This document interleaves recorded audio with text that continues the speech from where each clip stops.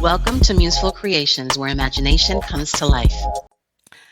Hola, crafty friends. 4 junk journal hacks from a Dollar Tree craft envelope and a 15-year-old Building 19 and a half notepad, JotLocks elastic pen holder, Notch-Slip, and a 6x9 journal, 10 to 15 minutes. Let's have some fun.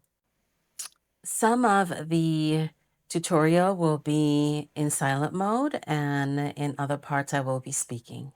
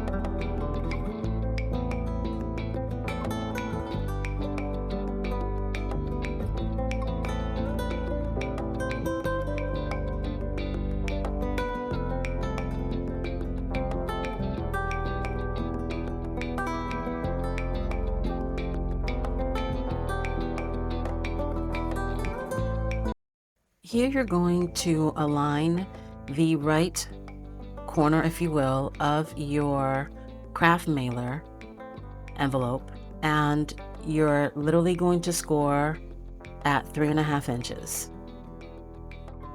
Next, you're going to move the left part of that envelope and you're going to score at 3.25 inches. I know, this is how I score. Super easy, nothing too complicated. And then you're going to fold all your creases because it's super important. I'm using Sewn in Silence digitals that are available for Museful makers. And here I'm just showing you the folding of how I will construct the journal. Now, as you open the right flap of the envelope, you're going to cut just a sliver as I'm showing you here. Not too much, not too little. I would say no more than 1/8 or 1/16 of an inch. And here I'm also showing you where I'm choosing to cut on that top flap, because it's not necessary, but it's completely up to you. You can definitely leave that there if you'd like. Here I'm showing you how I will measure where I will score the front digital page of this beautiful lady so that I'm able to wrap it, and you'll see in just a little bit. So here I'm scoring at literally 1 1/8 inch, I believe, if I'm not mistaken, or 1 1/4 inch. Yeah, it's 1 1/4 inch that I'm scoring there. And here I'm scoring at 3.5 inch. And then you've got to score it again, another 3 inches. I know, it's how I score. I forget sometimes that I'm filming.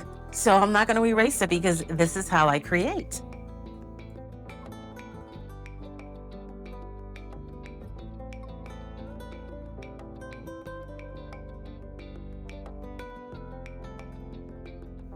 Now I'm showing you where I'm going to place that beautiful lady on the digital, and I'm using the 3 1/4 inch score as my guide, and I'm showing you how close to the edge I'm placing the digital, and then I'm only gluing the bottom and that end kind of flap. It looks like it's like 1 inch, if you will. And then I'm going to press to make sure that everything will adhere with my scoring tool. Now I'm using just eyesight and gauging with my pencil where I will score, and that's as easy as I can explain it. Again, it's how I create. I'm not too worried about measurements. It's just going with the flow. And here I'm just scoring about 1/16 of an inch, so that there's a bit of a spine, if you will, in the middle of the journal, so that when I open and close it, it's not going to be too tight. It gives it that flexibility. Now I'm adding just pieces of the Sewn in Silence digital, and I'm making a couple of pockets that I cut in half, used a circle punch to make the notches, and now I'm just showing you how I added a little bit of glue at the bottom to seal it a little bit, and now I'm tearing apart this 15-year-old stack of notepads, and look how nicely it fits inside. The full reveal, 6x9 notepad holder. You can also add a signature if you'd like. The Notch-Slip that I shared earlier, the JotLocks as well.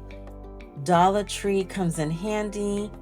My epic notepad holder from Building 19.5. Never looked so epic. Loved these hacks. Comment for a series 2. Let me know your thoughts. And voice your favorite twist at speakpipe.com/musefulcreations.